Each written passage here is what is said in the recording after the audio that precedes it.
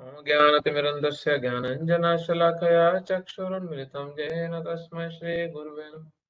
श्रीचैतन्यमनोभीष्टं स्थापितं येन भूतले स्वयं रूप कदा मह्यं ददाति स्वपदान्तिकम्। हे कृष्ण करुणा सिन्धु दीनबन्धु जगत्पते गोपेश गोपिका कान्त राधा कान्त नमोऽस्तुते। तप्त कांचन गौरांगी राधे वृंदावनेश्वरी वृषभानुसुते देवी प्रणमामि हरिप्रिये।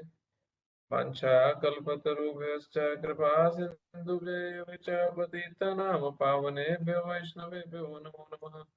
श्रीकृष्ण चैतन्य प्रभु नित्यानंद श्री अद्वैत गदाधर श्रीवासादि गौर भक्त वृंद। हरे कृष्णा कृष्ण कृष्ण हरे हरे, हरे राम राम राम हरे हरे।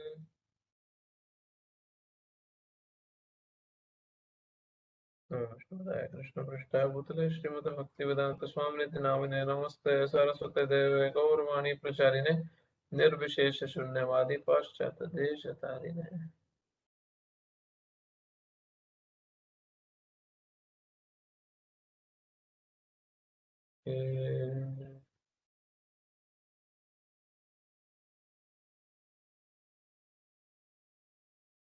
हरे कृष्ण।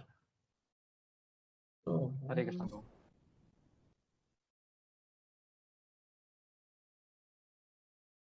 तो हम आज शुरू करेंगे वर्ष नंबर 54 से, और 54 नंबर श्लोका में अर्जुन कृष्ण के सामने कुछ क्वेश्चन पूछ रहे हैं और उसका आंसर ही ये पूरा का पूरा रिमेनिंग चैप्टर खत्म करेगा।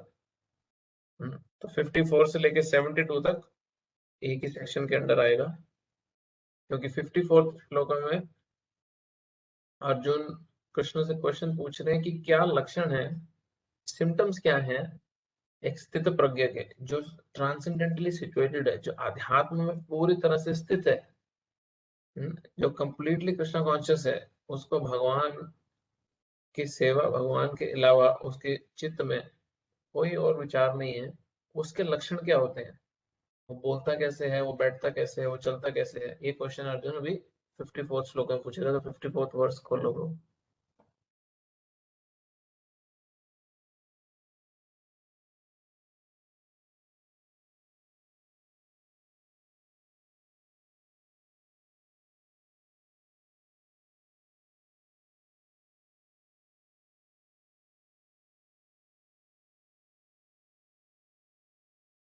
अर्जुन उवाच स्थितप्रज्ञस्य का भाषा समाधिस्तस्य केशव, स्थितधि किं प्रभाषेत किम् आसीत् व्रजेत किम्। स्थित प्रज्ञ से का भाषा, उसकी भाषा क्या है, लैंग्वेज क्या है, बोलता क्या है।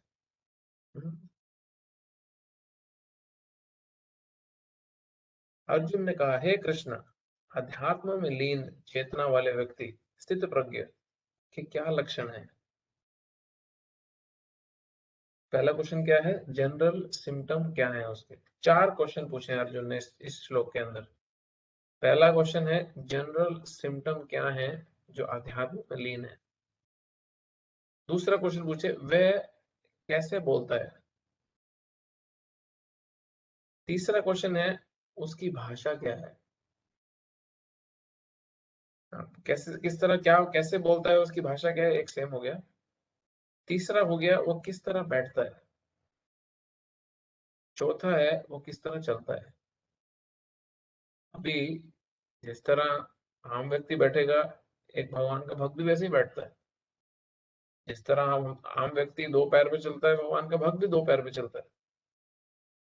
तो ये क्वेश्चन का डीपर मीनिंग क्या है, हम लेटर समझेंगे कि क्या क्या क्या मतलब क्या है बैठने का और चलने का। अर्जुन क्या पूछ रहे हैं, क्या बोलता है तो हमें समझ सकता है कि चलो एक एक आम व्यक्ति अपने सांसारिक बातें करेगा और एक भगवान का भक्त अध्यात्म की बातें करेगा।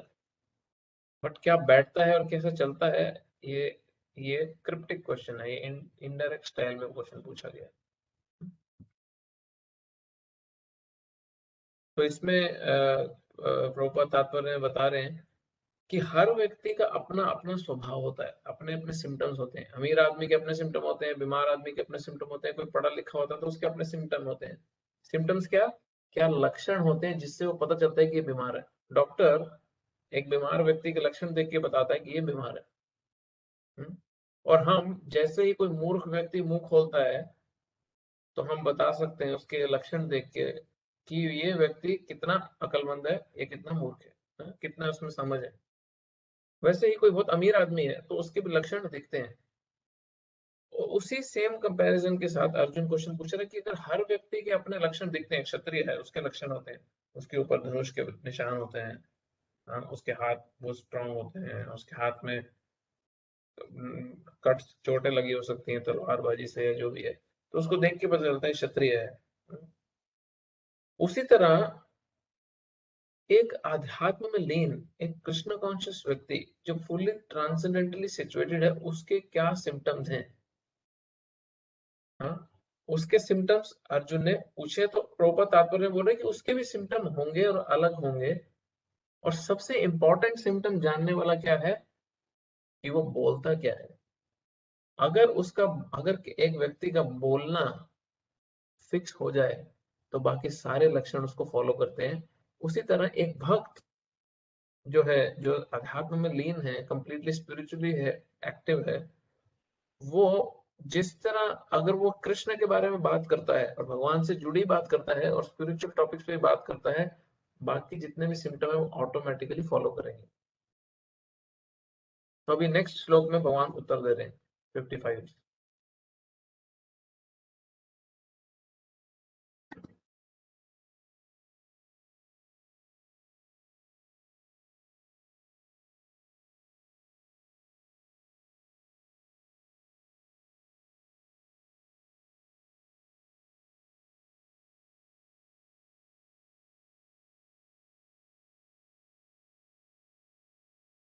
श्री भगवान उवाच प्रजाहाति यदा कामान् सर्वान् पार्थ मनोगतान् आत्मनि एवात्मना तुष्ट स्थितप्रज्ञस्तदुच्यते।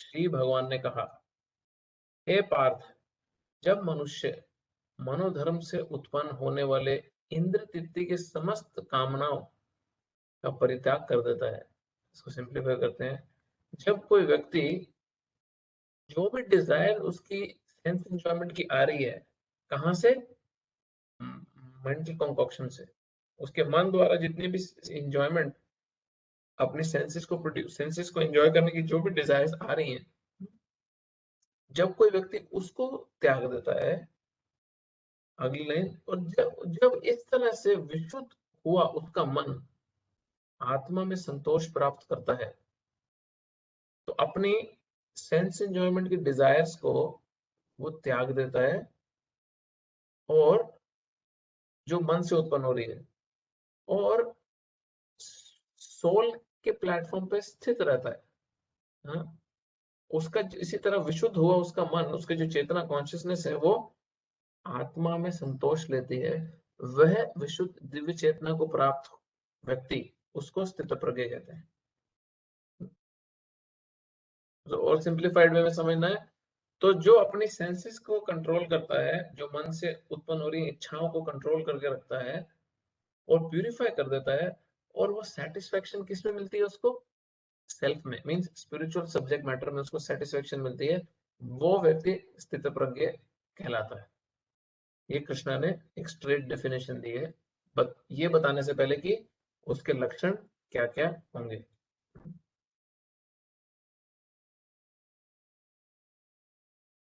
इसका तात्पर्य,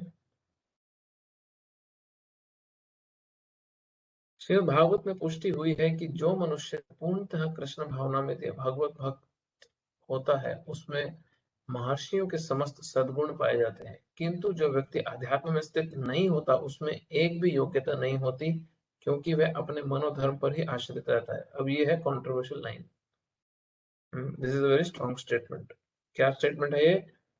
जो भगवान का भक्त है, जो भगवत भक्ति में लगा है, कृष्ण भावना भावित है, उसमें ऋषियों के सद्गुण पाए जाते हैं, उसमें जो संतों में जो गुड क्वालिटीज है वो पाई जाती है।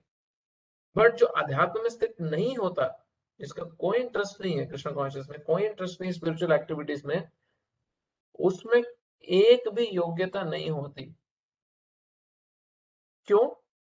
कि वो अपने मनोधर्म, अपने मन से उपज हुई सारी इच्छाओं पे आधारित होता है, आश्रित होता है, उसके बेसिस पे काम करता है।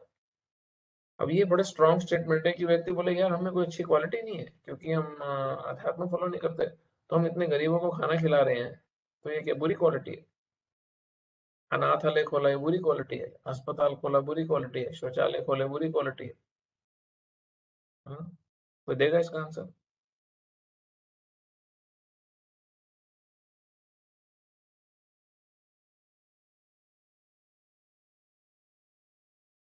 Anyone wants to say something? Prabhu, Bhaskar here.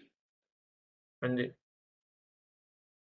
प्रभु, ये कह सकते हैं कि ये जो एक्टिविटीज है ये पुण्य कर्म या सत्कर्म है, जबकि हम लोग को फोकस करना चाहिए अकर्म पे, क्योंकि पुण्य कर्म भी आपके अकाउंट में एक तरह से। हाँ नहीं, वो तो एस्पेक्ट ठीक है, बट ये अच्छी क्वालिटी है कि नहीं है? यहाँ पे लिखा है उसमें एक भी योग्यता नहीं है।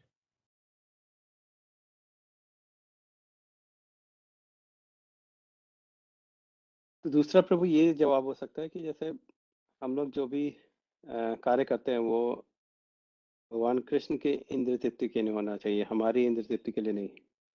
हम्म। इसलिए यहाँ पे ये बोला गया है कि ये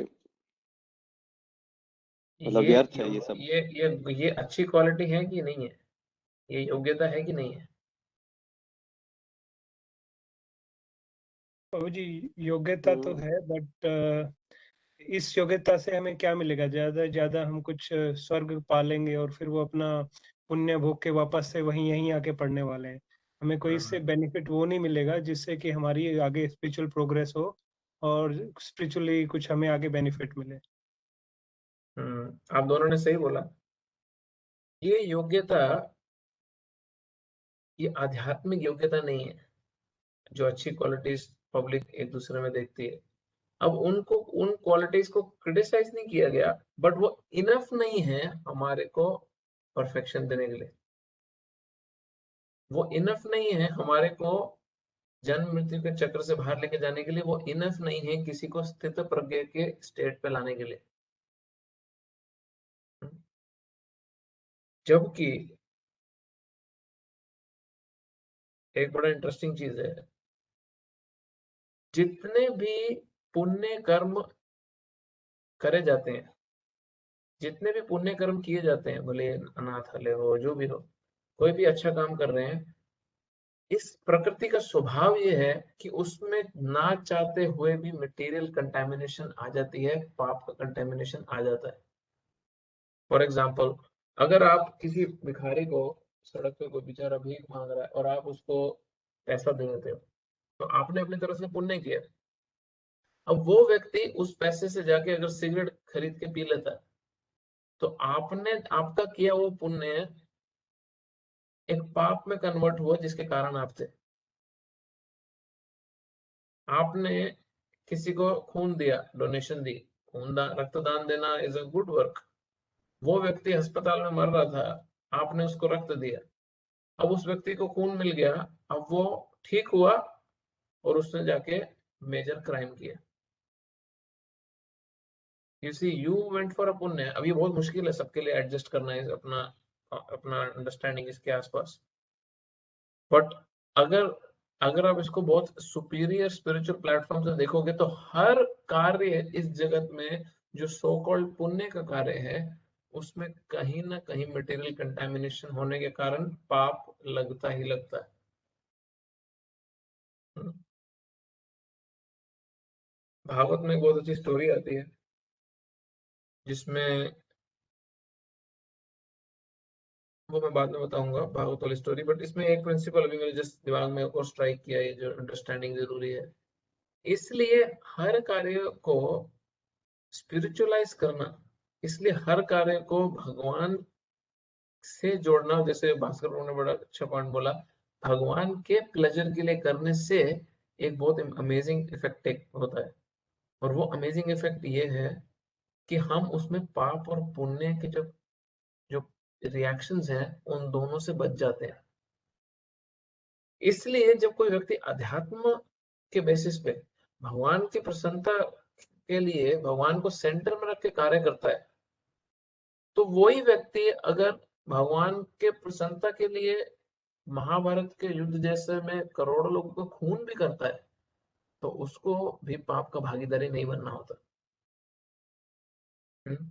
महाभारत के युद्ध में कितना, ये स्टोरी हम देखते हैं भागवत में, महाभारत और महाभारत में भी आती है कि कितना डिस्टर्बेंस था तो युधिष्ठिर महाराज के माइंड में कि मैंने तो अच्छे पर्पस के लिए राज्य करना चाहा, क्योंकि सारे के सारे ऋषिगण सब उनको राज ऋषि बुलाते थे युधिष्ठिर महाराज को। अब वो जिस पर्पस के लिए राज्य संभालना चाहते थे वो प्रजा के भले के लिए था, बट वो प्रजा के भले के लिए राज्य संभालने के चक्कर में कितने करोड़ों लोगों की मृत्यु हुई। और यही हमने इनिशियली पढ़ा भी था कि अर्जुन नहीं युद्ध करना चाहता था, जानता था कि ये सही कार्य है, धर्म युद्ध है, बट अर्जुन को पता था कि इसमें बहुत ज्यादा पाप लगने का भी डर है। बट जैसे ही कृष्णा को बीच में डाला, पूरा का पूरा इक्वेशन चेंज हो गया। जैसे ही भगवान बीच में आए, डिसाइडिंग फैक्टर इस युद्ध के, वैसे ही इसके रिजल्ट्स कंप्लीटली चेंज हो गए। युधिष्ठिर महाराज जिन्होंने जीवन में कभी झूठ नहीं बोला था, कृष्ण के कहने पे उन्होंने भी झूठ बोला कि अश्वत्थामा हाथी मर गया है ताकि द्रोणाचार्य को मारा जा सके। वो अर्जुन जिसने कभी किसी निहत्थे पे धनुष नहीं चलाया था, उसने भी वो एक्सटर्नल व्यू से मोरालिटी के पॉइंट ऑफ व्यू से बहुत ही इमोरल काम किया, बिल्कुल क्षत्रिय धर्म से विरुद्ध जाके काम किया, और उसने कर्ण को निहत्था मारा जब वो अपना चक्कर निकाल रहा था, व्हील निकाल रहा था अपने रथ का। दुर्योधन को कृष्ण ने मरवाया हेरा फेरी से, रूल्स तोड़ के, जबकि गदा युद्ध का नियम था कि तुम कमर से नीचे नहीं मार सकते, बट भीम ने दुर्योधन को कमर से नीचे मारा और वहां पे भीम ने दुर्योधन को हराया और जान से मारा। तो ये सारे नियम अगर कोई आम दृष्टि से देखे, अगर कृष्ण को इसमें से निकाल दें पूरे सीन में से, तो ये केवल और केवल पाप के भागीदारी बनते, इनको हाईएस्ट डेस्टिनेशन प्राप्त नहीं होती इतने झूठ और चीटिंग के कारण। दूसरी तरफ दूसरी पार्टी ने भी बहुत चीटिंग करी, बट क्योंकि कृष्ण इक्वेशन में आ गए, तो भगवान जो भी कार्य करते हैं उसमें पाप पुण्य नहीं होता, that has to be good. भगवान जो भी कार्य करते हैं वो केवल और केवल आध्यात्म होता है।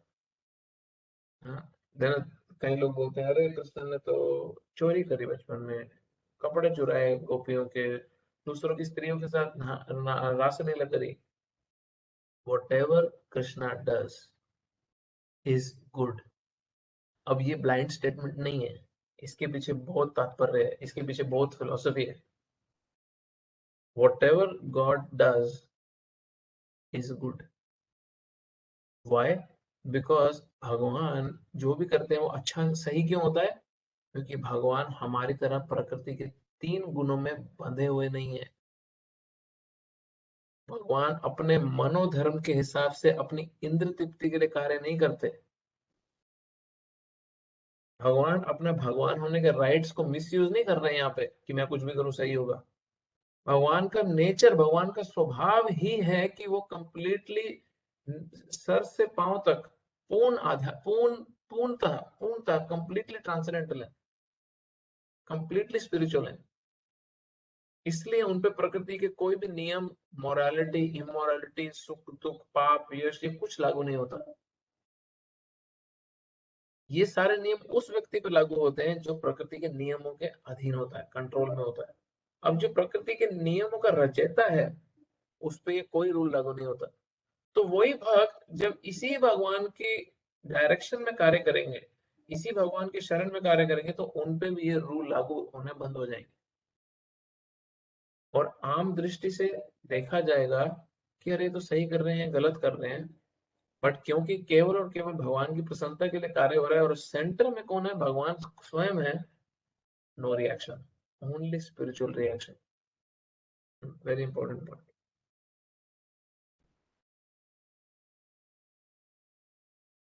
फलतः यहाँ ये ठीक ही कहा गया है कि व्यक्ति को मनोधर्म द्वारा कल्पित सारी विषय वासनाओं को त्यागना होता है। कृत्रिम साधन से इनको रोक पाना संभव नहीं है। किंतु यदि कोई कृष्ण भावनामृत में लगा हो तो सारी विषय वासनाएं स्वतः बिना किसी प्रयास के दब जाती है।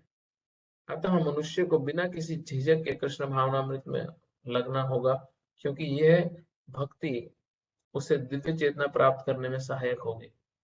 अत्यधिक उन्नत जीवात्मा महात्मा अपने आप को परमेश्वर का शाश्वत दास मानकर आत्मतुष्ट रहता है।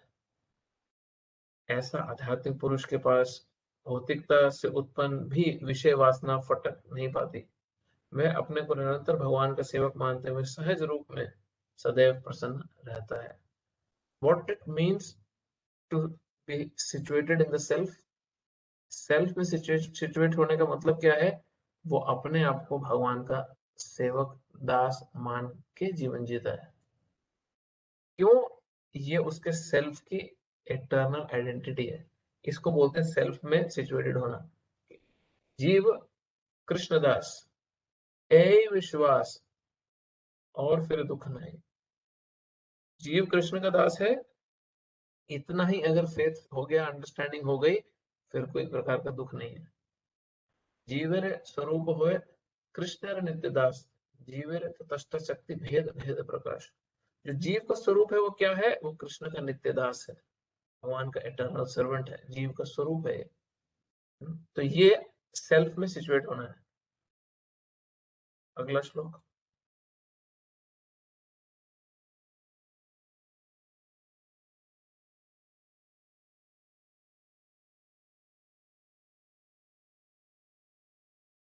अब 56 और 57 भगवान उत्तर देंगे कि वो बोलता कैसे है।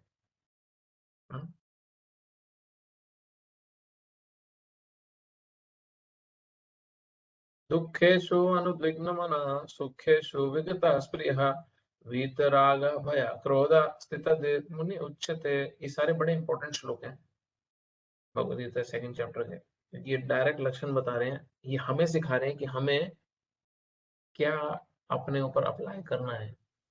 अगर स्थित प्रज्ञ, अगर ट्रांसेंडेंटली हमें भी सिचुएटेड रहना है अपने प्रॉब्लम्स के समय पे, अपने जॉब के समय पे, अपने परिवार दुनियादारी के बीच में, तो हमें क्या करना है? क्योंकि अर्जुन इस नॉलेज को प्रैक्टिस करने वाला है अभी, जो ऑलरेडी भी करता था वो, बट अभी सुनने के बाद युद्ध भूमि पे रहते हुए भी इसको प्रैक्टिस करने वाला है। जो त्रय तापों के होने पर भी मन में विचलित नहीं होता अथवा सुख में प्रसन्न नहीं होता, और जो आसक्ति भय तथा क्रोध से मुक्त है, वह स्थिर मन वाला मुनि कहलाता है। तो मन में डिस्टर्ब नहीं होता कब? जब सारी प्रकार की ताप, सारे प्रकार की मिजरीज उस पर आने लगे। क्या मिजरीज आने लगे? 3 प्रकार की मिजरीज क्या है? उसका खुद का शरीर मन उसके अगेंस्ट हो, तकलीफ दे रहा हो, बीमारी हो, कोई मानसिक तकलीफ हो रही हो, जिसको बोलते हैं आध्यात्मिक कलेश। आदि भौतिक कलेश, किसी दूसरे जीव से उसको तकलीफ आ रही हो, बॉस से, पत्नी से, पति से, बच्चों से, घर से, वायरस से, मॉस्किटो से, कुछ भी। और फिर आदि दैविक नेचुरल डिजास्टर उसको तकलीफ दे रहे हैं। एक्सट्रीम गर्मी, एक्सट्रीम ठंडी, तूफान आ रहा है, सुनामी आ रही है, जो भी आ रहा है, जो अपने मन में इस पूरे के पूरे बवाल के होते हुए भी डिस्टर्ब नहीं होता, और जो बहुत ज्यादा एक्साइटेड नहीं हो जाता खुशी में। हाँ, ये मुश्किल है समझना। खुशी जब होगी तो बड़ा एक्साइटेड व्यक्ति हो ही जाता है ना, बट जो स्थितधीर है वो बहुत ज्यादा एक्साइटेड नहीं होता खुशी के समय पे। जो अटैचमेंट से फ्री है, डर से भी मुक्त है, क्रोध से भी मुक्त है, वो स्थितधीर स्टडी माइंड वाला साधु है। हाँ? वो जो है उसकी मति, उसका जो माइंड है वो स्टडी है, स्थितधीर है, स्थितधीर मुनि है वो।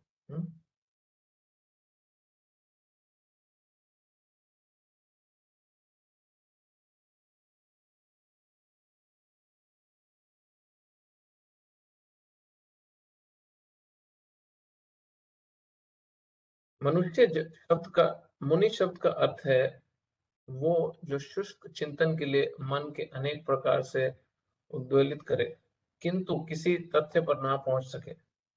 हाँ? मुनि का क्या अर्थ है? जो जो अलग अलग मेंटल स्पेकुलेशन करके अलग अलग तरीके से, हाँ, अपने मन को चराए, बट किसी कंक्लूजन पे ना आए। हाँ?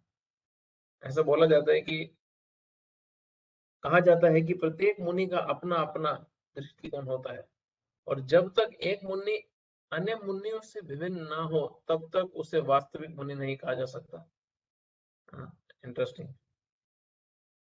नासो ऋषि यस्य मतम न भिन्नम, महाभारत में आता है कि वो ये कैसा मुनि हुआ जिसका ओपिनियन दूसरे मुनि से मैच कर गया। अगर किसी मुनि का ओपिनियन दूसरे मुनि से मैच कर गया तो वो मुनि कहलाया नहीं जाएगा। ये मुनि की डेफिनेशन है। हाँ? इसलिए हम देखते हैं कई कई बड़े सो कॉल्ड पॉपुलर प्रीचर्स होते हैं, और हिंदुइज्म सनातन धर्म के नाम पे वो अपना ही कुछ फिलॉसफी लेके आते हैं और फिर थोड़े समय के लिए पॉपुलर हो जाते हैं। फिर दूसरा कोई आता है, वही सनातन धर्म के नाम पे वो अपना ही कुछ सिद्धांत प्रकट करता है पॉपुलर होने के लिए, फिर वो भी पॉपुलर होता है। जब तक ये मुनि गण अलग अलग सिद्धांत नहीं प्रोड्यूस करेंगे तब तक ये मुनि कहलाए नहीं जाएंगे। बट हम भक्तों में क्या देखते हैं? हम भक्तों में देखते हैं कि सारे भक्त एक ही फिलॉसफी स्टैंडर्ड से बोलते हैं, सिर्फ उसको उस सिद्धांत को अपने अपने स्टाइल से समझा देते हैं, बट जो जो सिद्धांत है वो कंप्लीटली सेम रहता है सबका। जबकि मुनि को कुछ ना कुछ तोड़ मरोड़ के देना पड़ता है। किंतु जिस स्थिति थी मुनि का भगवान यहाँ उल्लेख किया है वह सामान्य मुनि से भिन्न है। अब यहाँ पे इस मुनि की बात नहीं कर रहे, यहाँ पे नारद मुनि जैसे व्यक्ति की बात की जा रही है।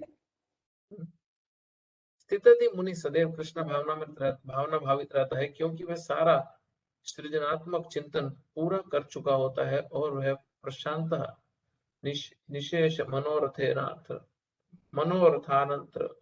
कौन सा वर्ष है? स्तोत्र रत्न मनोरथानंतर प्रशांत निशेष मनोरथानंतर कहलाता है, या जिसने शुष्क चिंतन की अवस्था पार कर ली हो, ड्राई स्पेकुलेशन की उसने अवस्था पार कर ली हो, और इस निष्कर्ष पर पहुंचे हो कि भगवान श्री कृष्ण या वासुदेव ही सब कुछ है, वासुदेवम सर्वमिति स महात्मा सुदुर्लभ, वह स्थिर चित्त मुनि कहलाता है।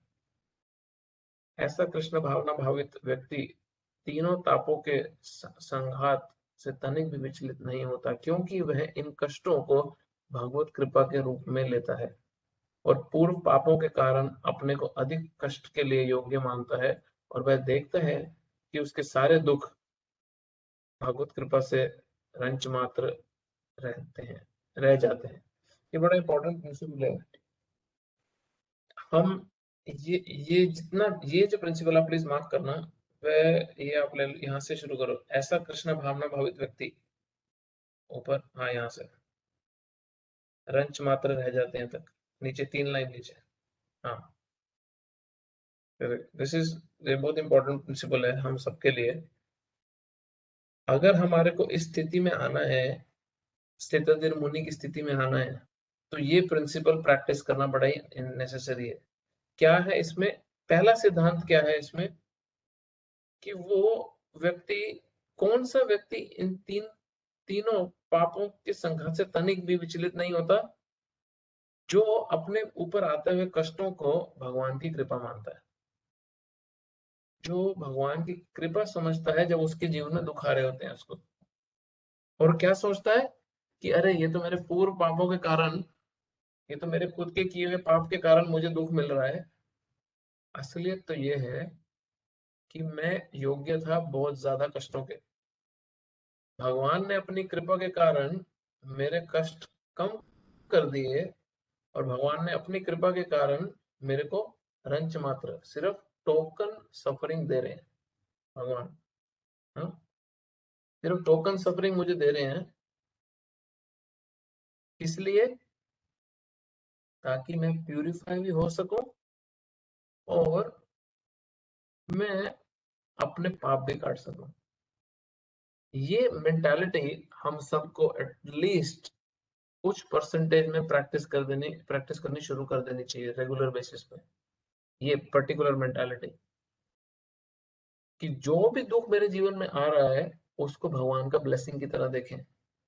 परिवार में प्रॉब्लम आ रही है, हेल्थ इश्यूज आ रहे हैं, जॉब, मनी, बिजनेस में कोई इश्यू आ रहा है, कोई भी प्रकार के ऐसे दुख आ रहा है, we must develop this attitude कि ये मुझे भगवान की कृपा की तरह दिखना चाहिए।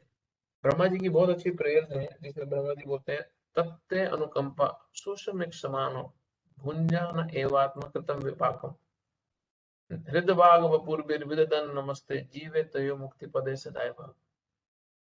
ये वहीं से लिया प्रभुपाद ने ट्रांसलेशन में। ब्रह्मा जी बोलते हैं, एक भक्त जो दुखों को, उसके ऊपर आते हुए दुखों को तत्ते अनुकंपा, तुम्हारी मर्सी, तुम्हारी कृपा मानता है, हाँ, भुंजान एवात्मा कृतम विपाकम हृद वाग वपुर, फिर भी अपने हृदय से, हाँ, अपने वाक वचन से, और वपु अपने शरीर से, विदिदन नमस्ते, तुम्हें प्रणाम करता जाता है, करता जाता है, करता जाता है। ब्रह्मा जी क्या बोलते हैं, जीवे तयो मुक्ति पदे से धाय भाग।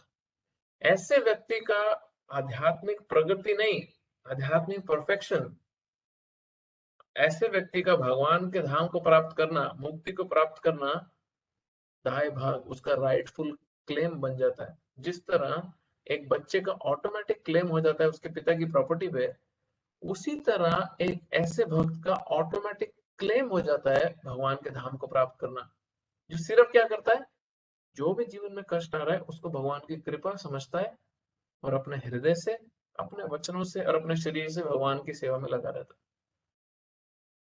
सिर्फ इतना करना है, बट ये बहुत मुश्किल है।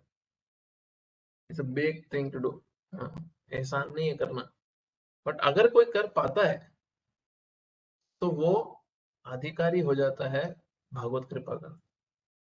आगे इसी प्रकार जब वह सुखी होता है तो अपने को सुख के लिए अयोग्य मानकर इसका भी श्री भगवान को देता है, श्रेय भगवान को देता है, श्रेय वर्ड लिखा है। जब हमारे लाइफ में कुछ बहुत अच्छा हो रहा हो तो वो भी क्रेडिट भगवान को जाता है। जब कुछ दुख हो रहा हो तो भी क्रेडिट भगवान को जाता है कि थैंक यू, आपने मुझे कम दिया। जितना मैं घटिया इंसान हूं ना, डिजर्व तो मैं बहुत बुरा करता हूँ, बट आपने कम दिया, आपकी मर्जी है। और जब लाइफ में कुछ अच्छा हो रहा हो तो वो क्या बोलता है, थैंक यू कृष्णा, डिजर्व तो मैं नहीं करता था, बट आप मर्सीफुल इतने हो कि आपने बढ़ चढ़ के दिया मुझे। एक भक्त उस दिन क्वेश्चन पूछ रहे थे मुझसे, मैसेज पे पूछे कि प्रभु भगवत गीता में भगवान बोलते हैं, ये यथा माम प्रपद्यन्ते तां सदैव भजाम्यहम्। कोई जो मुझे जैसे शरण में आता है मैं वैसे ही रेसिप्रोकेट करता हूँ। तो अगर किसी ने, तो उनका क्वेश्चन ऐसा था कि अगर कोई भगवान को 1 यूनिट सरेंडर करता है तो भगवान 1 यूनिट ही रेसिप्रोकेट करते हैं। हाउ डज इट वर्क, उनका क्वेश्चन था कि भगवान बोल रहे हैं जितना तुम शरण में आओगे उतना ही मैं तुम्हें रेसिप्रोकेट करूंगा, तो ये पूरा का पूरा सिस्टम वर्क कैसे करता है। तो देन वी वर डिस्कसिंग कि हमारा एक स्टेप भगवान की ओर जाना, वो हमारा एक स्टेप है। हाँ, तो हमने भगवान की ओर एक स्टेप लिया, वो हमारी कैपेसिटी में है, छोटा सा नन्हा सा हमारा स्टेप 1.5 फीट का। जब भगवान अपना एक स्टेप हमारी ओर लेंगे, भगवान का स्टेप तो 1-1.5 फीट का हमारे जितना नन्हा नहीं है। भगवान तो वही है जिन्होंने 2 स्टेप में पूरे के पूरे ब्रह्मांड को नाप लिया था। बलि महाराज ने जब बुलाया था उनको, बलि महाराज ने उनको वरदान दिया था वामन देव को। तो भगवान जब हमारी भक्ति को इक्वली रेसिप्रोकेट करेंगे, जब भगवान हमारी भक्ति को इक्वली रिजल्ट देंगे, तो वो इतना बड़ा होगा कि हमसे संभलेगा भी नहीं।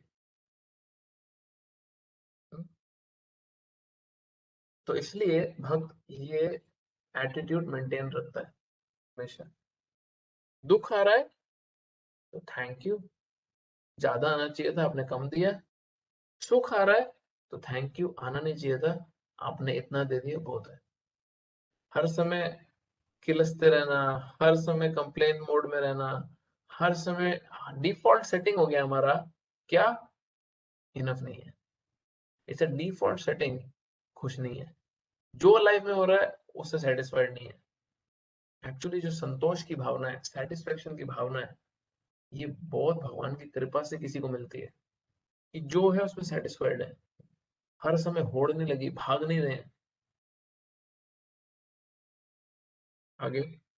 वह सोचता है कि भगवत कृपा से ही वह ऐसी सुखद स्थिति में है और भगवान की सेवा और अच्छी तरह से कर सकता है, और भगवान की सेवा के लिए वह सदैव सदैव सहस करने के लिए सुदृढ़ रहता है। वह राग या विराग से प्रभावित नहीं होता। राग का अर्थ होता है अपनी इंद्र तृप्ति के लिए वस्तुओं को ग्रहण करना, और विराग का अर्थ है ऐसी इंद्रियां आसक्ति का अभाव। किंतु कृष्ण भावना भावित में स्थिर व्यक्ति में ना राग होता है ना विराग, क्योंकि उसका पूरा जीवन भागवत सेवा में अर्पित होता है। फलतः सारे प्रयास असफल रहने पर भी वह क्रुद्ध नहीं होता, चाहे विजय हो या ना हो। कृष्ण भावना भावित व्यक्ति अपने संकल्प का पक्का होता है। अभी उसमें अटैचमेंट नहीं देखी जाती और डिटैचमेंट भी नहीं देखी जाती। हाँ, जो भगवान का भक्त होता है, हाँ, और वो जब लाइफ में चीजें ठीक नहीं चल रही होती तो गुस्सा भी नहीं होता। बड़ा इंटरेस्टिंग एग्जांपल देखते हैं। एक्चुअली महाभारत इस क्लासिक, अगर उसको ढंग से स्टडी किया जाए, उसमें बहुत सारे लाइफ के बड़े सीरियस लेसन है। युद्ध में हम देखते हैं, मैं उस दिन क्लास में बता रहा था मंदिर में, भागवत क्लास में, कि हमारे साथ क्या होता है। हम अभी कच्चे फल हैं भक्ति में, तो हमारे साथ जब कोई थोड़ा सा दुख बीतता है हमारे ऊपर, तो हम बहुत जल्दी भगवान पे क्रोधित हो जाते हैं, क्योंकि हमारी अटैचमेंट डिस्टर्ब हो गई। हाँ, तो हम बहुत जल्दी भगवान पे ही क्रोध होने लगते हैं। अरे इतना तुम्हारा समय से माला कर रहा हूँ, इतना रेगुलर मंदिर आ रहा हूँ, हर हफ्ते एक बार सेवा करता हूँ, और तुम मेरी ये प्रॉब्लम भी सॉल्व नहीं कर सकते। जाओ, तुम किसी लायक ही नहीं। हाँ, किसी और की शरण लेते हैं। कृष्णा तुम्हारे बस की नहीं है मेरी डिजायर फुलफिल करना। तो महाभारत में हम देखते हैं, अभिमन्यु 16 साल का लड़का, उसकी पत्नी उत्तरा जो प्रेग्नेंट थी युद्ध के समय, उस अभिमन्यु को युद्ध में, कृष्ण युद्ध भूमि पे प्रेजेंट है उस समय, उसके पांचों पिता और चाचा ताया सब यशस्वी, एकदम बड़े बड़े महारथी सब प्रेजेंट हैं युद्ध भूमि पे, और वो अभिमन्यु बुरी तरह मारा जाता है युद्ध भूमि पे। बहुत बुरी तरह उसको टॉर्चर करके मार देते हैं युद्ध में। अब वहां पे ये सारी न्यूज द्रौपदी को, उत्तरा को, सबको पहुंचती है कि इस अभिमन्यु को मार दिया गया। अभी युद्ध जब खत्म हो जाता है, और युद्ध खत्म होने के बाद अश्वत्थामा उत्तरा के गर्भ पे तीर फेंकता है, ब्रह्मास्त्र मारता है। परीक्षित जो उत्तरा के गर्भ में आखिरी जो वंशज होता है पांडवों का, उसको खत्म करने के लिए, तो वही उत्तरा जिसके 16 साल के पति को कुछ दिन पहले, सिर्फ 4 5 6 दिन पहले, या उससे भी ज्यादा जो भी समय था पहले, युद्ध में मारा गया होता है कृष्ण के होते हुए, वो उत्तरा जब उसके गर्भ पे फिर ब्रह्मास्त्र फेंका जाता है, तो वो उत्तरा कहीं और नहीं जाती शरण लेने, वो उत्तरा फिर कृष्ण के पास आती है शरण लेने कृष्ण की। बहुत अमेजिंग एग्जांपल है कि एक भक्त को पता है कि मेरे जीवन में दुख आ रहा है, तो वो भी भगवान की कृपा है, और भक्त को पता है कि जब मुझे वापस से भगवान की जरूरत पड़ेगी, तो वो मेरे लिए वापस से अरेंजमेंट करेंगे। मेरी दृष्टि में हो सकता है कि वो दुख हो, बट भगवान की दृष्टि में वो मेरे लिए भला कर रहे हैं। हम्म? उस समय उत्तरा ने ये कंप्लेंट नहीं करी कि अरे कृष्ण तुम्हारे बस की क्या है, युद्ध भूमि तुम खड़े थे, मेरे पति को बचा नहीं सके, अब गर्भ के अंदर मेरे बेटे को तुम खाक बचाओगे, तुम्हारी हैसियत जान ली मैंने, तुम्हारे बस की कुछ नहीं है। इससे अच्छा मैं किसी और देवी देवता को पूजा करती हूँ, या इससे अच्छा मैं खुद ही युद्ध करने लग जाती हूँ, उस ब्रह्मास्त्र से मैं खुद ही फाइट कर लेती हूँ। नहीं, वो वापस से कृष्ण की ही शरण लेने गई उत्तरा, उसी कृष्ण की जिसके सामने युद्ध में खड़े होते हुए उसके पति को मार दिया गया था। क्यों लेने गई वो?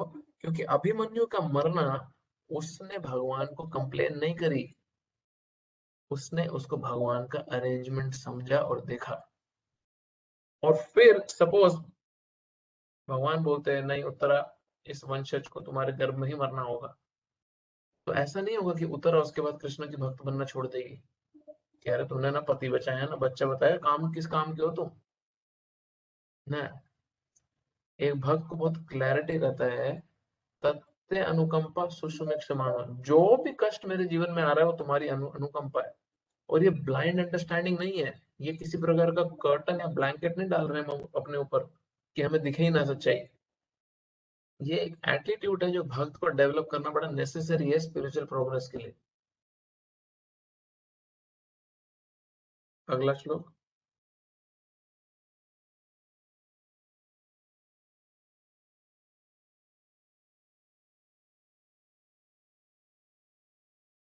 तो इसमें 56 में 2 पॉइंट आए हैं कि ये सुख में और दुख में इक्विपोइज रहता है, विचलित नहीं होता, और अटैचमेंट से, डर से और क्रोध से फ्री रहता है। तो हमारे को भी लाइफ में जब कोई इश्यूज को प्रॉब्लम आती है तो अटैचमेंट से, डर से और क्रोध से बचना है। भगवान की शेल्टर लेके ही ये पॉसिबल है, आर्टिफिशियली किसी के बस की नहीं है इसको करना।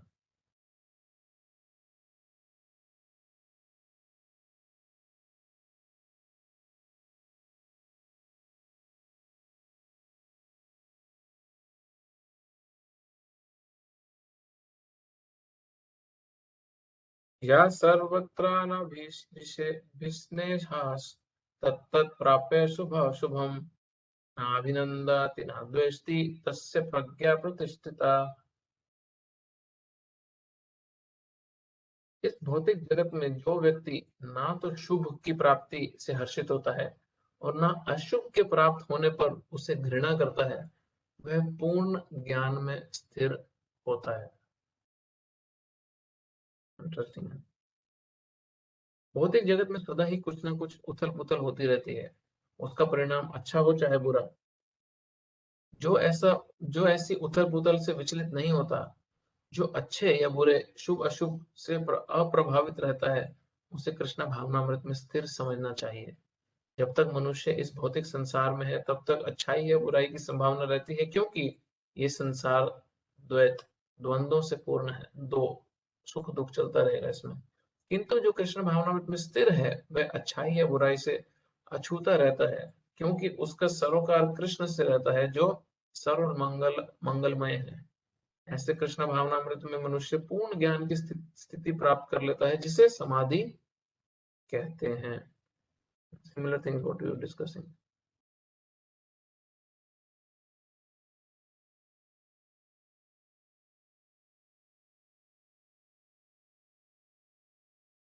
तो ये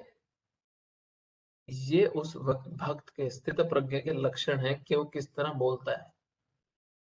किस तरह बोलता है, बोलता मतलब यहाँ पे बोलता का मतलब क्या है, उसके रिस्पॉन्स कैसे रहते हैं। हाँ, उसकी बुद्धि और उसके शब्दों का रिस्पॉन्स कैसा रहता है। जो स्थित व्यक्ति है, हाँ, जो स्थित स्थित प्रज्ञा है, उसका रिस्पॉन्स क्या है, किसको लेके, अटैचमेंट को लेके, क्रोध को लेके, और न्यूट्रली जनरली भी उसका रिस्पॉन्स कैसा रहता है। हाँ, तो उसका रिस्पॉन्स क्या है, सिंपल आंसर में सुख और दुख में सम रहता है,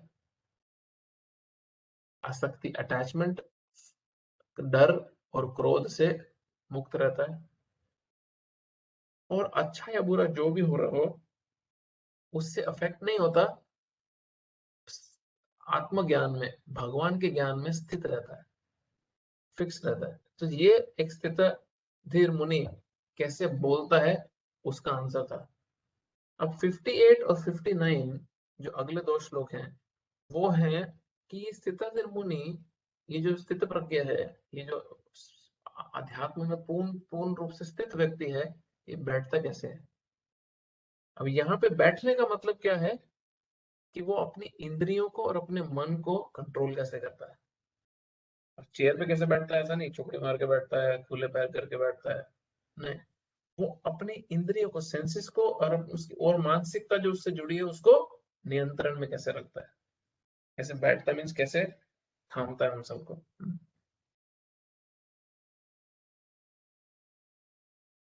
अगला श्लोक 58।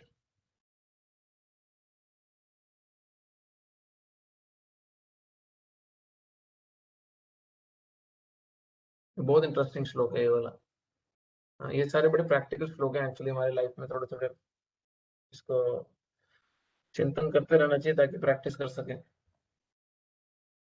यदा संहारते छायं कूर्मो अंगानि वा सर्वशः इंद्रियार्थेभ्यस्तस्य प्रज्ञा प्रतिष्ठिता। जिस प्रकार कछुआ अपने अंगों को संकुचित करके खोल के भीतर कर लेता है, उसी तरह जो मनुष्य अपनी इंद्रियों को इंद्रिय विषयों से खींच लेता है, मैं पूर्ण चेतना में दृढ़ता पूर्वक स्थिर होता है। अब एक टोर्टोइस जो होता है, कछुआ, वो जब उसका चलना होता है, उसकी टांगे और मुंह बाहर आ जाता है, और जब उसकी जरूरत नहीं होती सेंसेस की, हाँ, जब उन सेंसेस की नीड नहीं है, तो उन सेंसेस को विड्रॉ कर लेता है, अंदर ले जाता है। ये एक स्थित प्रज्ञ किस तरह बैठता है, किस तरह बेसिकली अपना जीवन जीता है, उसका लक्षण बताया। जहां पे इंद्रियों को, सेंसेस को यूज करने की जरूरत नहीं है, जहां पे भगवान की सेवा नहीं हो रही, वहां पे वो अपनी सेंसेस को विड्रॉ कर लेता है। ये नहीं लगा रहता है अननेसेसरी फालतू बातों में, फालतू चीजें देखने में। हाँ, ये सबके लिए लागू होता है, मेरे लिए, सबके लिए लागू होता है। We all want to apply this. जहां पे भगवान के कार्य में सेंस इस्तेमाल नहीं हो रही, सेंसेस, वहां पे विड्रॉ कर लेना चाहिए। ये बड़े अच्छे पर्पस हैं, छोटे छोटे हैं और बड़े इंटरेस्टिंग पर्पस हैं। किसी योगी, भक्त या आत्मसिद्ध व्यक्ति की कसौटी ये है कि वे अपनी योजना के अनुसार, बहुत इंपॉर्टेंट पॉइंट है एक्चुअली, मैं ना, this is something which I personally also want to learn, we all want to learn, अपनी योजना के अनुसार इंद्रियों को वश में कर सके। किंतु अधिकांश व्यक्ति अपनी इंद्रियों के दास बने रहते हैं और इंद्रियों के कहने पर चलते। जो है, योगी जो है, भक्त है, उसको इतना तो कंट्रोल होना चाहिए कि अपने अपने हिसाब से, अपनी योजना के हिसाब से वो अपनी इंद्रियों को वश में कर सके। अपनी इंद्रियों के हिसाब से उसको कंट्रोल में कर सके। यह है उत्तर इस प्रश्न का कि योगी किस प्रकार स्थित होता है, बैठता कैसे। इंद्रियों की तुलना विषैले सर्पों से की गई है। वे अत्यंत स्वतंत्रता पूर्वक तथा बिना किसी नियंत्रण के कर्म करना चाहती हैं। एक जहरीला सांप बिना किसी कंट्रोल के रहना चाहता है। योगी या भक्त को इन सर्पों को वश में करने के लिए एक सपेरे की भांति अत्यंत प्रबल होना चाहिए। हम सब इसके विक्टिम है एक्चुअली में। हम सब पे अत्याचार होता है हमारी ही सेंसेस का, हम सब के ऊपर। हमारे मैक्सिमम जो प्रॉब्लम्स है उसका कारण ये है कि हमारी सेंसेस हमारे को बहुत धोखा देती है। खुद की सेंसेस, खुद का मन। कईयों को समझ आ पाता है, कईयों को समझ नहीं आ पाता। जिसको समझ आ पाता है वो एक बैटल तो जीत गया कि उसको प्रॉब्लम समझ गई। अब नेक्स्ट बैटल क्या होती है, इसको ये जानना होता है कि फिक्स कैसे करें इसको।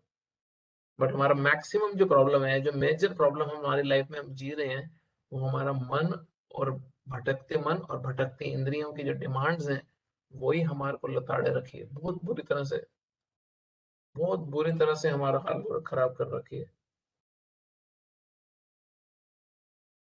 वह उन्हें, ये देखना अभी यहाँ पे क्या है, सांप है सेंसेस, और हम जो बुद्धि है, स्पिरिचुअल बुद्धि, जो नॉलेज है, जो जीवात्मा है, वो सफेरा है।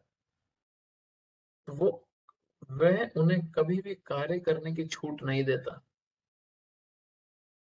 शास्त्रों में अनेक आदेश हैं, उनमें से कुछ करो तथा कुछ ना करो के संबंध में है। जब तक कोई इन करो या ना करो का पालन नहीं कर पाता और इंद्रिय भोग पर संयम नहीं बरतता, तब तक उसका कृष्ण भावनामृत में स्थिर हो पाना असंभव है। जब तक हम डूज और डोंट्स स्क्रिप्चर्स की नहीं फॉलो करते, तब तक हम स्टेबल नहीं हो पाएंगे स्पिरिचुअल लाइफ में। कभी कभी अच्छी भक्ति हो रही होगी, माला अच्छी हो रही होगी, कभी मन भी नहीं करेगा माला करने का। और ये बहुत बारी प्रश्न आता है कुछ सालों के बाद भक्तों के मन में, तो वो इतने साल से कर रहा हूँ, स्टेबल नहीं हूँ, ऊपर जाता है नीचे आता है, ऊपर जाता है नीचे आता है। ये ग्राफ देख के ऊपर जा रहा है नीचे आ रहा है, ऊपर जा रहा है नीचे आ रहा है। क्यों हो रहा है ऐसा? क्योंकि इंद्रियों पे नियंत्रण नहीं है, इसलिए स्पिरिचुअल लाइफ डेवलप ही नहीं हो पाती। यहाँ पर सर्वश्रेष्ठ उदाहरण कछुए का है। वह किसी भी समय अपने अंग समेट समेट लेता है और पुनः विशिष्ट उद्देश्यों के से उन्हें प्रकट कर सकता है। जब जरूरत नहीं है वापस ले लिया, जरूरत है एक्सपैंड कर लिया। इसी प्रकार कृष्ण भावना भावित व्यक्तियों की इंद्रियां भी केवल भगवान की विशिष्ट सेवाओं के लिए काम आती हैं, अन्यथा उनका संकोच कर लिया जाता है। अर्जुन को उपदेश दिया जा रहा है कि वे अपनी इंद्रियों को आत्मतुष्टि में ना करके भगवान की सेवा में लगाए।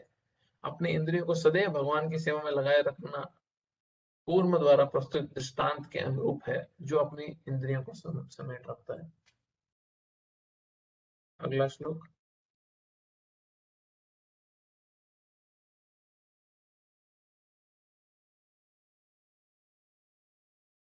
ये बड़ा पॉपुलर श्लोक है अगला वाला, बहुत कॉमनली कोटेड है, बहुत यूज किया जाता है।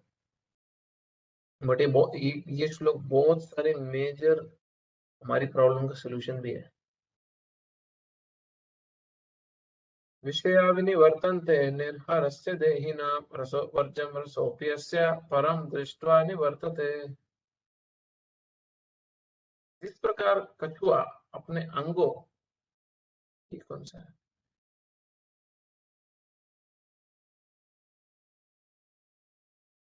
ये अलग श्लोक क्यों है आपके सामने? मैंने गलत पढ़ रहा हूँ क्या? अलग है क्या? 2.59 है ना इसला 0.58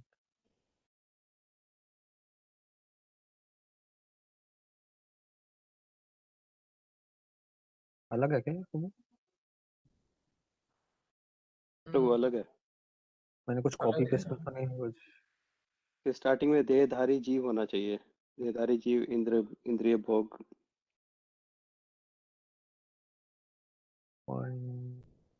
कच्छा अपने अंगों को समझ हो गया।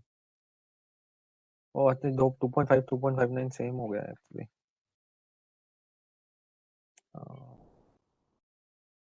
क्या है? 2.58 तो 59 8 और सेम। 9 सेम हो गया क्या? एक मिनट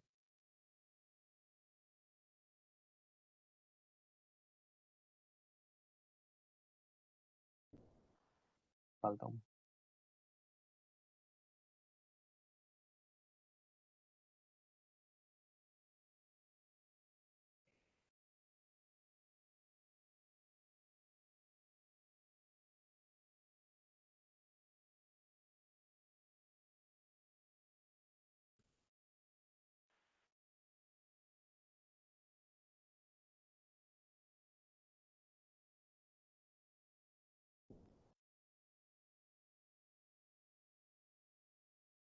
यहाँ से मैंने एक्चुअली किया वापस।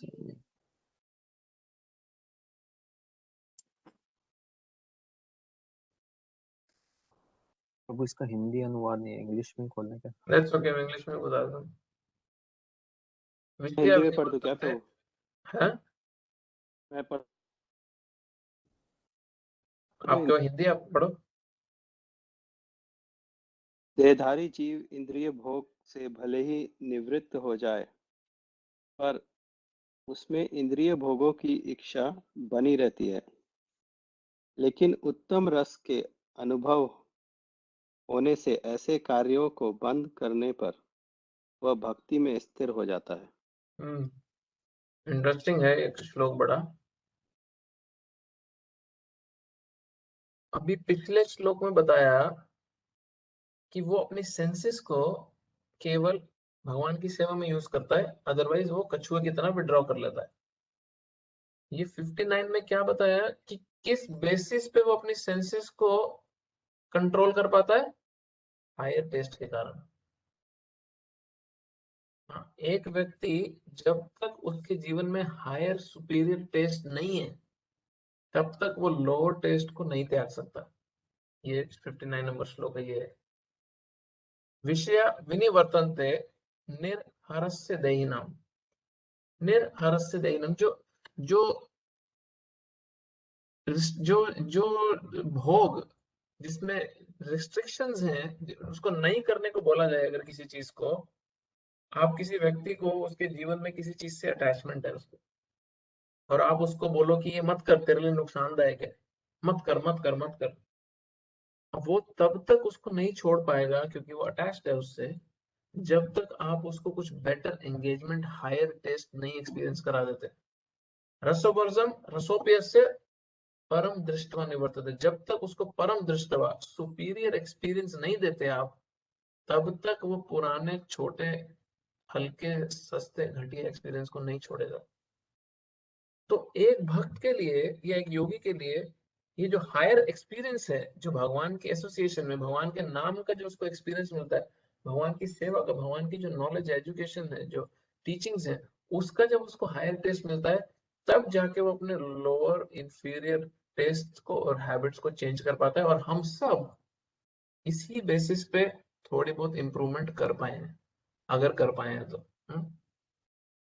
जैसे कई बार एग्जांपल देता हूँ किसी को, अगर कोई व्यक्ति जीवन भर केवल मूंग दाल ही खाता हुआ आ रहा है, सुबह भी मूंग दाल खाता है, दोपहर को मूंग दाल खाता है, शाम को मूंग दाल खाता है, उबली हुई खाता है, फ्राइड खाता है, मसाले वाली खाता है, वो केवल मूंग दाल ही खा रहा है, उसके पास ऑप्शन ही नहीं और कुछ खाने के, और तुम उसको जाके बोलो मूंग दाल नहीं खानी, तो वो व्यक्ति बहुत डर जाएगा कि अरे मूंग दाल नहीं खानी, बट मैं तो, मेरा तो पास ऑप्शन ही यही है एंजॉयमेंट की। हम्म? मेरे पास एंजॉयमेंट की ऑप्शन ही यही है सिर्फ, और तुम मुझे बोल रहे हो कि ये नहीं खाना। तो उसको बोलेंगे नहीं नहीं, तू समझा नहीं हमारा प्रिंसिपल, ये बंद कर दो ब्रो, बुक चाहिए नहीं अभी, ये ऐसी भी अगला श्लोक है, ये तो हमें चाहिए भी नहीं। तो वो उसको बोलेंगे कि ना ना, तुम डरो ना मत, तुम्हें मूंग दाल छोड़ने को नहीं बोल रहे हम तुम्हें दाल मखनी देंगे, पनीर बटर मसाला खिलाएंगे, पालक पनीर देंगे, मिक्स वेज की सब्जी देंगे, बटर नान आएगा तुम्हारे लिए, गुलाब जामुन आएंगे, अलग अलग मिष्ठान दूसरी दूसरी आएंगी, तो तुम मूंग दाल छोड़ दोगे? बोले हाँ, मुड़ के भी नहीं देखूंगा मूंग दाल। तो भक्ति का जो एक्सपीरियंस है, वो हायर टेस्ट होने के कारण व्यक्ति अपने लोअर प्रोपेंसिटीज को, अपने लोअर हैबिट्स को छोड़ पाता है। अदरवाइज जिस चीज से कोई व्यक्ति अटैच्ड है, आप उल्टे भी लटक जाओ, वो व्यक्ति नहीं छोड़ेगा, कुछ मर्जी हो जाए वो व्यक्ति नहीं छोड़ेगा। आप कुछ मर्जी कर लो, आप किसी की भी हैबिट को नहीं छुड़वा सकते, भले वो स्मोकिंग हो, अल्कोहल हो, कोई प्रकार की एडिक्शन हो, जब तक आप उसको हायर टेस्ट नहीं दोगे। अगर वो अपनी लोअर हैबिट से अटैच्ड है, हाँ, आप कुछ मर्जी कर लो, वो नहीं छोड़ेगा, नहीं छोड़ेगा, नहीं छोड़ेगा, छोड़ ही नहीं पाएगा या पाएगी। हाँ, कुछ भी आप कर लो। इसलिए हमें अपने ऊपर क्या एहसान करना है, हमने अपने आप को हायर टेस्ट देना है भगवत भक्ति का, भगवान की भक्ति का। और वो टेस्ट ने लाखों करोड़ों को चेंज किया है, कुछ नया प्रोसेस, नया एक्सपेरिमेंट नहीं है ये, इट्स जस्ट हमने अपने को इनफ फैसिलिटी देनी है। तो तात्पर्य प्रभुपाद बता रहे हैं, जब तक कोई ट्रांसेंडेंटली अध्यात्म के स्तर पे सिचुएटेड नहीं है, तब तक इंद्रिय तृप्ति को नहीं छोड़ सकता। ये एग्जैक्टली वैसा होगा कि अगर कोई व्यक्ति बीमार है, तो तुम उसको बोलो कि तुम्हें ये चीजें नहीं खानी, हाँ, तुम्हें ये चीजें नहीं खानी, जब तक वो पेशेंट ये सब रूल्स फॉलो करने का इच्छुक नहीं है, तब तक वो चोरी छुप के खाएगा। और कितने सारे डायबिटीज के पेशेंट्स की डायबिटीज ठीक नहीं होती, क्योंकि वो छुप के मीठा खा लेते हैं। क्योंकि पेशेंट को नहीं पसंद आती है रिस्ट्रिक्शंस, और वो छोड़ना भी नहीं चाहता अपनी सारे रिस्ट्रिक्शंस को। इसलिए प्रभुपाद तात्पर्य बोलते हैं कि ये इंद्र तृप्ति जो सेंस एंजॉयमेंट है, जो इनको रिस्ट्रिक्ट कर दे अलग अलग प्रयासों से, अलग अलग स्पिरिचुअल प्रोसेस से, जैसे अष्टांग योग में यम नियम आसन प्राणायाम प्रत्याहार धारणा ध्यान को फॉलो करके, हाँ, जब तक उस व्यक्ति ने भगवान की सुंदरता को टेस्ट नहीं किया, जब तक उस व्यक्ति ने भगवान की भक्ति का स्वाद नहीं लिया, वो तब तक ये डेड चीजों से अपनी अटैचमेंट नहीं छोड़ पाएगा। इसलिए जो प्रभुपाद बोलते हैं therefore restrictions are there for less intelligent neophyte. इसलिए जो रिस्ट्रिक्शंस है, जो नियम, जो रूल बना रखे हैं, 4 नियम बना रखे हैं, नशा नहीं करना, पराई स्त्री का संग नहीं करना, या पराई पुरुष का संग नहीं करना, या मांस भक्षण नहीं करना, नॉनवेज नहीं खाना, गैम्बलिंग नहीं करना, ये जो रिस्ट्रिक्शंस हैं ये कम बुद्धि वाले नए भक्तों के लिए रिस्ट्रिक्शंस हैं। बट ये तब तक ही रिस्ट्रिक्शंस की जरूरत है जब तक उसको कृष्णा कॉन्शियस का टेस्ट ना आ जाए। जब उस व्यक्ति को कृष्णा कॉन्शियस का टेस्ट आ गया तो वो ऑटोमेटिकली ये छोटी मोटी सब चीजें, बकवास चीजें साइड कर देगा, सोचेगा भी नहीं उसके बारे में, उसका मन भी नहीं करेगा, क्योंकि भगवान की भक्ति इतनी सुपीरियर एक्सपीरियंस उसको देगी कि वो लोअर एक्सपीरियंस के लिए जाना ही नहीं चाहेगा अभी। तो ये इस तरह एक स्थित प्रज्ञा व्यक्ति बैठता है, इस तरह वो अपने को कंट्रोल करता है। कैसे? वो अपने सेंसेस को कूर्म की तरह, टॉर्टोइस की तरह यूज करता है। जब जरूरत है तो बाहर निकालता है, जब जरूरत नहीं है तो अंदर रख लेता है। किस प्रिंसिपल के बेस पे? हायर टेस्ट एक्सपीरियंस होने की वजह से।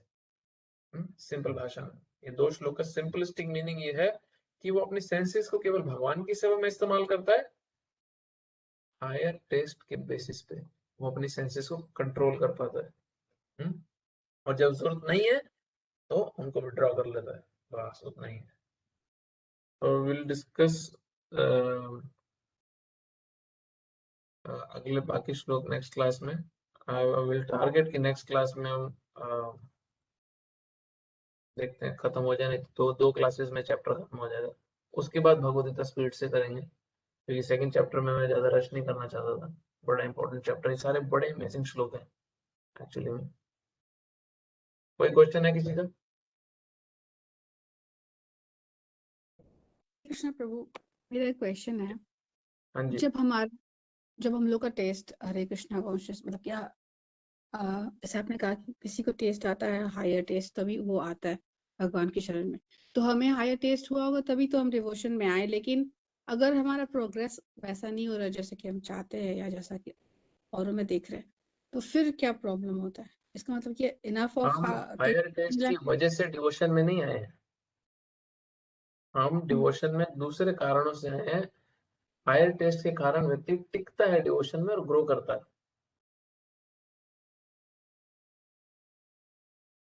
तो हम जब हायर टेस्ट को फर्दर एक्सपीरियंस नहीं कर पाते तो सबसे पहले तो ये चेक करना चाहिए कि हम गलती कहाँ पे कर रहे हैं।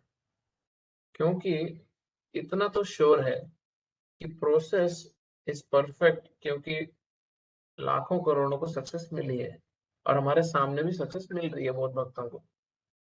तो ये एक इश्यू तो सॉल्व हो गया कि जो मैं कर रहा हूँ जो भगवान का जो भक्ति है, जो भगवदगीता का प्रोसेस है, उसमें कोई इश्यू तो नहीं है, वो डन हो गया कि उसमें इश्यू नहीं है। अब इश्यू आएगा मेरी पर्सनल प्रैक्टिस में। मेरी पर्सनल प्रैक्टिस में इश्यू है या नहीं है वो जानना पड़ेगा आपको।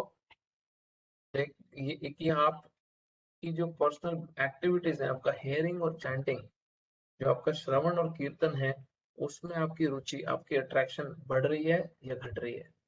और अगर बढ़ रही है तो वेल एंड गुड, अगर घट रही है तो फिर नेक्स्ट क्वेश्चन आएगा क्यों घट रही है।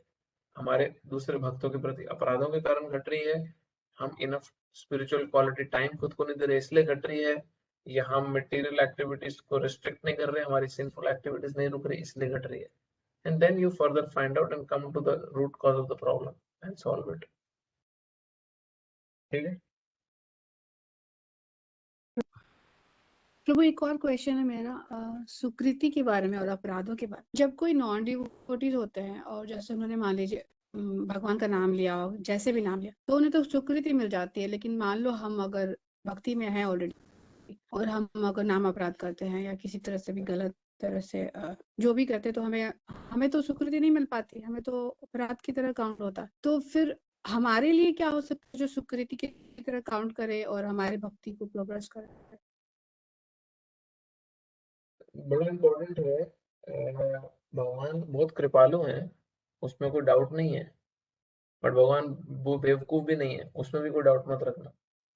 तो भगवान की जो कृपा शक्ति है, भगवान कृपालु होने के कारण कोई जाने अनजाने गलती से कैसे भी भगवान का नाम लेता है तो उसको बेनिफिट मिल जाता है।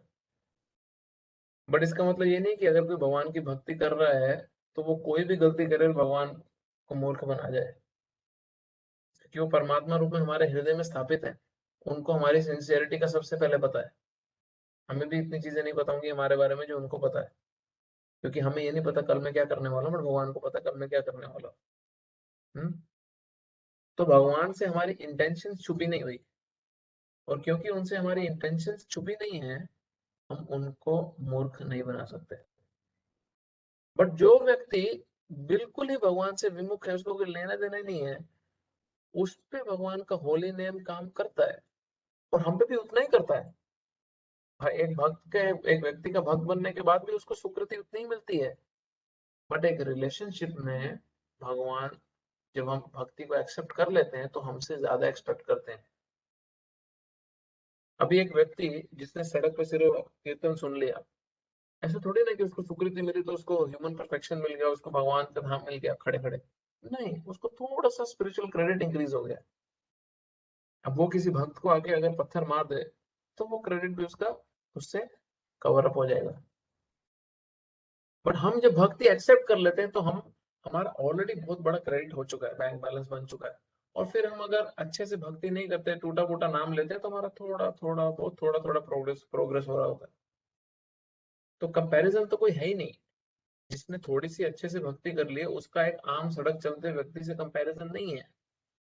फर्क सिर्फ इतना है कि जिसने भक्ति समझ ली है और वो अच्छे से भक्ति नहीं कर रहा, तो वो जानिया शूनिया विष खा रहा है, जान बूझ के जानते हुए भी जहर खा रहा है, वो प्रोग्रेस नहीं कर रहा।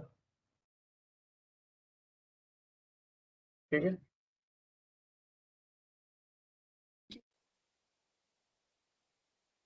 और कुछ किसी का क्वेश्चन है? हरे कृष्ण प्रभु जी। प्रभु जी, मेरा एक प्रश्न है कि जैसे अभी हमने इंद्रिय तृप्ति की बात की, सेंस एंजॉयमेंट, तो इसको रिस्ट्रिक्ट तो किया नहीं जा सकता, we have to engage in devotional service. तो मेरा प्रश्न है कि जो लोग टेम्पल से दूर रहते हैं, या जैसे कोरोना हो जाता है या कभी रिस्ट्रिक्शन हो जाती हैं, तो वो लोग कैसे एंगेज करेंगे? क्योंकि जो लोग पास रहते हैं वो तो टेम्पल जा पाते हैं, दर्शन कर पाते हैं, कीर्तन में पार्टिसिपेट कर पाते हैं, या भागवतम क्लास अटेंड कर पाते हैं। तो जो लोग दूर रहते हैं टेम्पल से या किसी कारणवश नहीं जा पाते, इस पर वो कैसे रिस्ट्रिक्ट करें सेंसेस को? अब जो व्यक्ति की कंट्री में ही मंदिर ना हो, दूसरी सिटी में घंटा दूर की बात छोड़ो, तो उसके पास क्या ऑप्शन नहीं है भगवान के प्राप्ति की।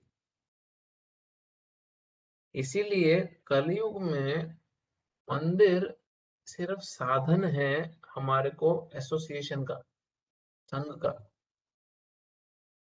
और जब हमारे को वो साधन अवेलेबल नहीं है, उसी साधन के अवेलेबल ना होने के कारण प्रभुपाद जी ने अपनी किताबों को इतना मास वितरण किया, इतना पब्लिक डिस्ट्रीब्यूशन कराया, कि अगर हम आके भक्तों के संग में नहीं पढ़ सीख सकते, तो एटलीस्ट हम पर्सनली प्राइवेट टाइम में तो प्रभुपाद और बाकी आचार्यों का एसोसिएशन ले सकते हैं। हमारा एसोसिएशन का डेफिनेशन कई बार थोड़ा सा फीका पड़ जाता है, जहाँ पे हम उस एसोसिएशन को कंपेयर करते हैं मंदिर के कोर्टयार्ड में बैठ के प्रसाद खाने से। Not necessary. अगर किसी को भगवान की सेवा करनी है तो अपने मंदिर में, घर में, ऑल्टर में भी कर सकता है। अगर कोई दूर रहता है तो भगवान की फोटो की सेवा भी कर सकता है, अगर किसी को रहता है। पूरा का पूरा खेल क्या है? हमारी हेयरिंग, भगवान के बारे में सुनना और पढ़ना जो एक ही चीज है, और हमारी चैंटिंग हमारे लिए मेन डिवोशनल सर्विस है। बाकी जो डिवोशनल सर्विस है वो एडिशनल एक्टिविटीज हैं जो इसको सपोर्ट करती हैं, एनहेंस करती हैं। तो अगर हम मंदिर में आके वीकली या मंथली सेवा नहीं कर सकते, जो एक्चुअली अगर कोई सेम सिटी में रहता है तो उसको करनी ही चाहिए, एक्सक्यूज नहीं होता उसके लिए, अपने को पुश करना ही चाहिए, क्योंकि we all need that support. But अगर फिर भी कोई नहीं आ सकता, सपोज किसी सिटी में है ही नहीं, स्टेट में मंदिर नहीं है, तो एटलीस्ट उसको हेयरिंग और चैंटिंग की सेवा करनी चाहिए। बहुत बारी भक्तों को लगता है कि हेयरिंग और चैंटिंग तो अलग हो गया, और मंदिर में आके झाड़ू मारने को सेवा बोलते हैं। श्रवण और कीर्तन सबसे इंपॉर्टेंट सेवा है। हाँ, हेयरिंग और चैंटिंग डिवोशनल सर्विस है, और झाड़ू मारना मंदिर में भी एक सेवा है। बट सबसे इंपॉर्टेंट सेवा क्या है? Hearing and chanting. भगवान के बारे में सुनना और भगवान के बारे में पढ़ना और भगवान का नाम जाप करना। कलयुग का युग धर्म टेम्पल क्लीनिंग नहीं है। कलयुग का युग धर्म हरि नाम संकीर्तन है। हम मंदिर साफ इसलिए करते हैं ताकि हम और प्यूरिफाई हो सकें, ताकि हम भगवान का नाम अच्छे से ले सकें। पूरा का पूरा गोल इस कृष्ण कॉन्शियस मूवमेंट का यही है। ये भगवद गीता क्लास हो रही है, सब कुछ इसीलिए है कि हमारी चैंटिंग इंप्रूव हो सके, और कोई गोल नहीं है। क्योंकि युग धर्म क्या है? हरि नाम संकीर्तन। तो अगर कोई मंदिर नहीं आ पा रहा तो उसको अपनी चैंटिंग और अपनी रीडिंग और हेयरिंग पे फोकस रखना चाहिए और भगवान की सेवा उस प्रकार करनी चाहिए। हमें ऐसा लगता है, पता है, ऑनेस्टली, हम जब चैंटिंग कर रहे हैं तो वो हमारे लिए है, और जब हम मंदिर जाके साफ सफाई कर रहे हैं या प्रसाद सर्व कर रहे हैं तो वो भगवान और भक्तों के लिए नहीं। We chant also for Krishna's pleasure. We read Bhagavad Gita also to give pleasure to Krishna. That, oh, this living entity wants to know about me. Very nice, very nice. This living entity is chanting my name. Very nice. So that is also सेवा। प्रसाद खाना भी भगवान की सेवा है। हमारी सेवा नहीं हो रही, भगवान की सेवा हो रही है। प्रसाद सेवा बोलते हैं उसको। भगवान का जो प्रसाद है वो स्वयं भगवान है, और उस प्रसाद को प्रॉपर कॉन्शियसनेस में खाना भगवान की सेवा है वो। सबसे अच्छी सेवा यही है प्रभु, प्रसाद। हाँ, ऑफ कोर्स। थैंक यू प्रभु जी। Okay. एक्चुअली आपने आंसर भी कर दिया। मेरा एक क्वेश्चन था ये senses with senses consistency and priority कैसे बढ़ाया करें आपने? आई थिंक क्या समझा नहीं, क्या बोल रहे हो? नहीं, विद सेंसस विद एक दिन होता है, 2 दिन होता है, एंड देन आफ्टर दैट उसका भक्ति का कंसिस्टेंसी एंड ड्रॉप हो जाता है day by day and priority. तो आपने I think you answered that very well, thank you very much in one of your questions.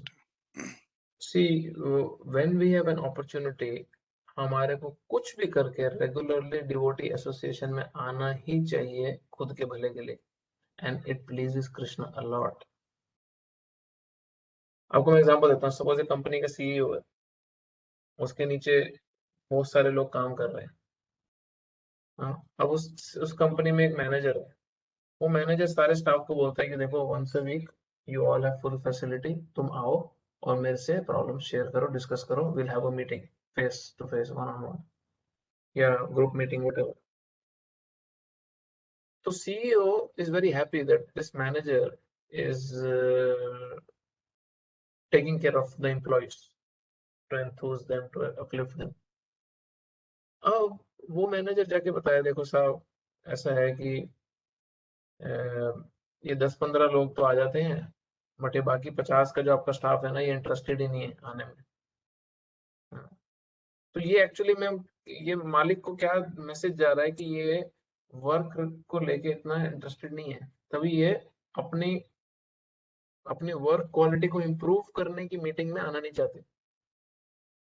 तो यहाँ पे मालिक जो है भगवान है और मैनेजर जो है भगवान के भक्त हैं, और हम सारे वो एम्प्लॉय हैं उस कंपनी के, जिनको सुपीरियर सीनियर डिवोटिस के एसोसिएशन का एडवांटेज लेते रहना चाहिए regularly, so that we maintain our enthusiasm to serve our master properly.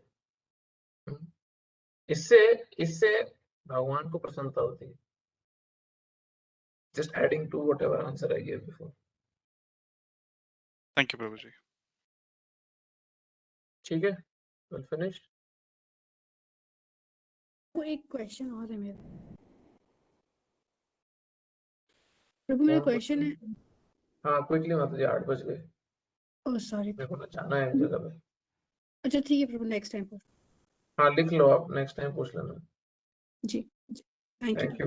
ग्रंथ श्रीमद् भगवद गीता की जय, श्रील प्रभुपाद की जय। हरे कृष्ण। सॉरी, मेरे को ना 6-7 फोन आ गए back to back. Hare Hare Krishna. Krishna, thank you. Hare Krishna. Hare Krishna प्रभु, थैंक यू।